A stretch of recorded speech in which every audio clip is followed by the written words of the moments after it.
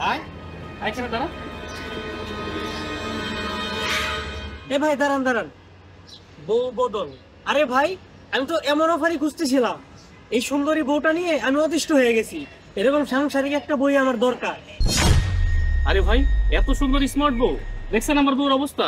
এই বউ নিয়ে কোথাও যাওয়া যায় না, যাওয়া যায় কোনো পার্টিতে, না যাওয়া যায় কোনো বন্ধু বান্ধবের সাথে পরিচয় করে দিতে। এক কাজ করেন, আমার বউরে আপনি নিয়ে নেন, আপনার বউরে আমরা দিয়ে দেন। এই, আমরা কি পণ্য যে আমাদের অদল বদল করতেছো? এই তুমি চুপ থাকো, তোমার হাজবেন্ডের সাথে আমার কথা হয়ে গেছে। আজ থেকে তুমি আমার বউ, আর ও হচ্ছে ওনার বউ। এই তুই যা, চলো। এটা ফালাও,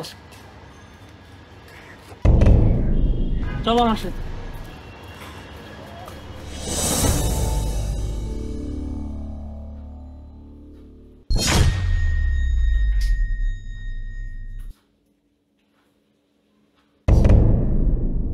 কি ব্যাপার তিশা, বাসায় কিছু ওর আসছিল নাকি? এই অবস্থা কেন?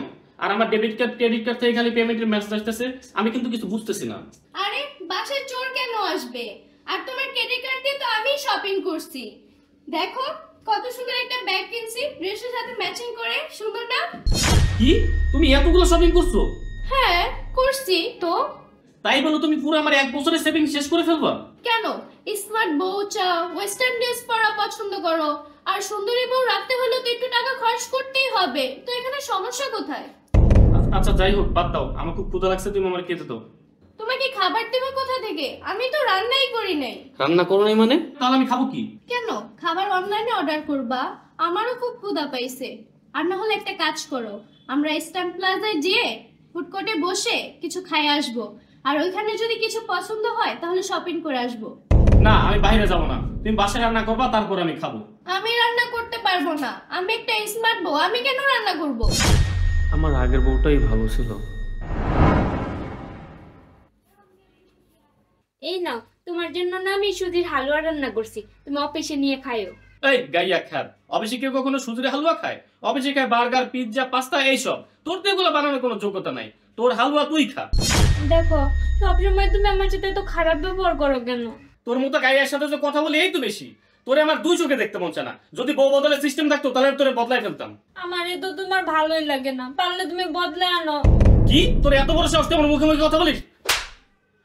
আর একদিন যদি তুই আমার মুখে মুখে কথা বলিস তাহলে তোর আমি সত্যি বদলাই নিয়ে আসবো। চল এখান থেকে।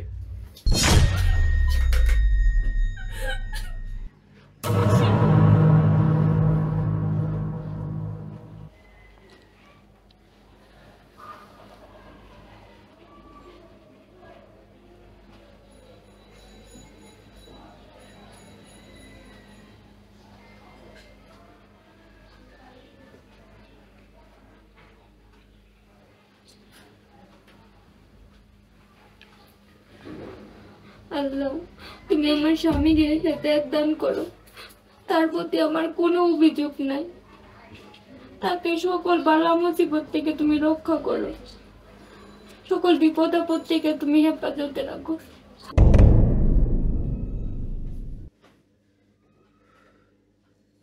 ফাতেমা, ফাতেমা, এক গ্লাস পানি দে। কি হলো, মরসত নাকি? এক গ্লাস পানি দিতে কইছি না?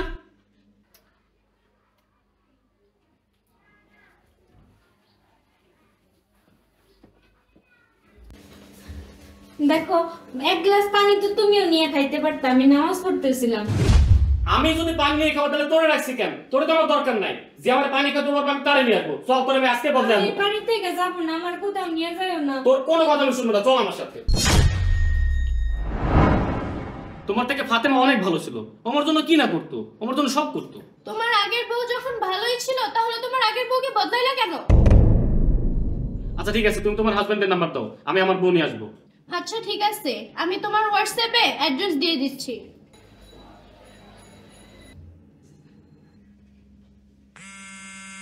হ্যালো হ্যালো অরূপ, ফাতেমাই কই? ফাতেমা তো রুমে। ফাতেমার জামাই আমার থেকে অ্যাড্রেস নিয়ে গেছে, ও কিন্তু বাসে যাইতেছে। আচ্ছা ঠিক আছে, আমি দেখতেছি। ফাতেমা, ফাতেমা এদিকে আসো।